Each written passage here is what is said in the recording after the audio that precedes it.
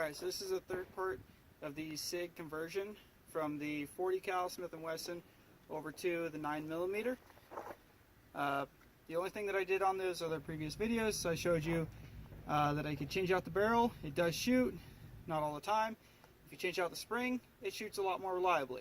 Okay. I have taken to a couple of competitions, did fairly well, but you just have to know your gun, know your gear. I'm shooting two different types of ammunition here, just to show you that they're both going to be doing approximately the same thing, and that is that they shoot about an inch or so low. I'm back here at about 5 yards, and all I'm going to do is I'm just going to put 5 rounds of first the S&B,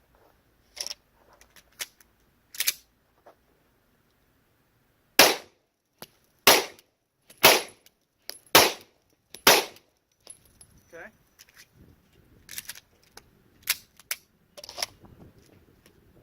Alright, and now some of my regular.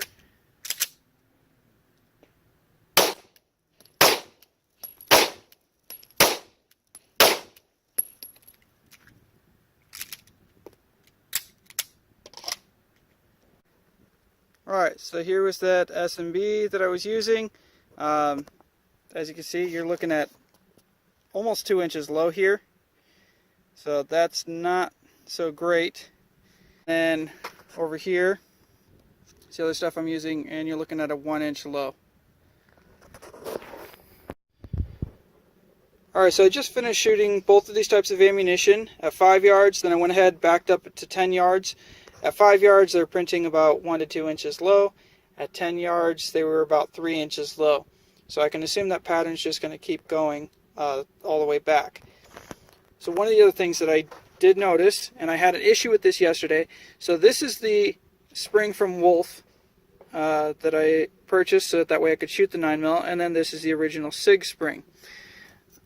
It's hard to see it on the camera, but you can sort of see how there's a little bit more of a lip on the Wolf spring, whereas the SIG spring just kind of coils around and there isn't as much of an edge. It's quite a bit more dull versus the sharp point. I had an issue where the coil on that spring actually got caught in between the guide rod and the little hole that it protrudes out of, and it actually stopped up the gun completely from shooting. So as you can see, it just kind of stopped it up. All I had to do was just take a pen and just push it in, and then it fixed itself. But with a round in the chamber, that's not exactly the safest thing to do. Alright, so one of the other things that I'm using here is the Blackhawk Omnivore holster. And so this one supports the Streamlight TLR 1 and the TLR 2s. So this is just the HL version. Got it for a good deal, so why not? The way it works is the holster actually locks into the light itself.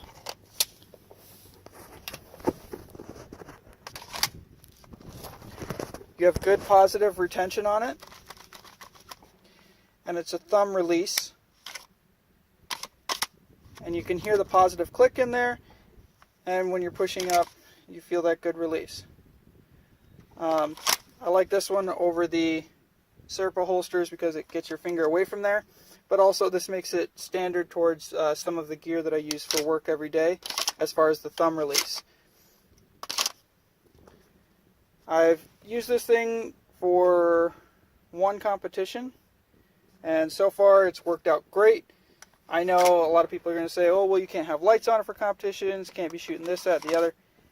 It's a local competition. I'm not doing this for a national registry, anything like that, so it does work very well for me, mainly because the people don't care. Very smooth. Also, it comes with little inserts in here. It comes with a back insert and a front insert. So if you have a larger weapon or a smaller weapon, you can actually put the different ones in there so that way it fits just a little bit tighter. So you don't get a big wobble. That's actually one of the other things that I heard bad about these, is that the first edition ones, people were saying, oh, they got a lot of wobble in them, and it was a straight out of the box thing. Well, straight out of the box, yes, it's going to wobble because there's no inserts. But these actually have two inserts, one in the back, one in the front, and that'll help to tighten it up. Stand by.